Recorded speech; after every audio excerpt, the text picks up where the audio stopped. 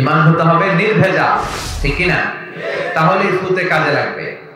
ঈমান হতে হবে ঈমানের মতো, যে ঈমান অন্যায় দেখলে প্রতিবাদ করে, যে ঈমান অন্যায় দেখলে বারুদের মতো জ্বলে ওঠে, ঠিক কি না? আর প্রতিবাদ যদি না করে ওটা মুমিন নয়, ওটা মুনাফিক। ওটা কি? মুনাফিক হচ্ছে ভিতরে এক বাইরে আরেক, তার নাম সবাই বলেন ভিতরে এক বাইরে আরেক, তার নাম দুর্গন্ধ আছে যেই জায়গায়, ওই জায়গায় মৌমাছি বসে বসে না। কিন্তু মাছি, এটার কোনো নীতি নাই, এটার কোনো ডক্ট্রিন নাই, এটার কোনো মোরালিটি নাই, এটার কোনো ইথিক্যাল স্ট্রং পয়েন্ট নাই। এটা সুঘ্রাণের মধ্যেও বসে, দুর্গন্ধেও বসে।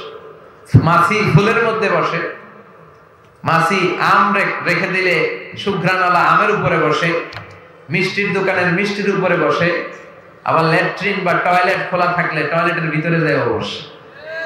কথা বলেন, এখন আমরা কি মাছি হব না মৌমাছি? মুমিনের দৃষ্টান্ত হচ্ছে মৌমাছির মতো, মুনাফিক হচ্ছে মাছির মতো, সব জায়গায় যায়। এরা এদিকেও যায় ওদিকেও যায়, ডানেও যায় বায়েও যায়। নেহি আদার নেহি উদার, দরমিয়ান মে সদর বদার।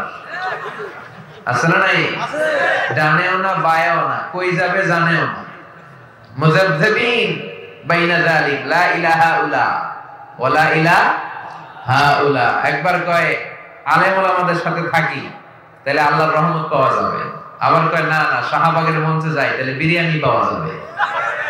আসলে নাই? এরা যেদিকে বৃষ্টি দেখে ওইদিকে ছাতা ধরে। এরা সুবিধাবাদ জিন্দাবাদ, এরা উপরে ফিটফাট ভিতরে সদরঘাট। এরা ভয়ঙ্কর, এদের থেকে বেঁচে থাকতে হবে। চিল্লায় গো, ঠিক কিনা? এজন্য ঈমানটা হতে হবে ঈমানের মতো, তবেই না আপনি ফু দিলে কাজে লাগবে, তাই না?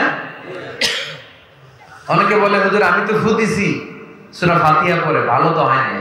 আপনার ঈমানে ঝামেলা আছে, আপনার ঈমানটা ঈমানের মতো হয় নাই, এটা পাকা ঈমান হয় নাই। চিৎকার করে বলেন ঠিক কিনা?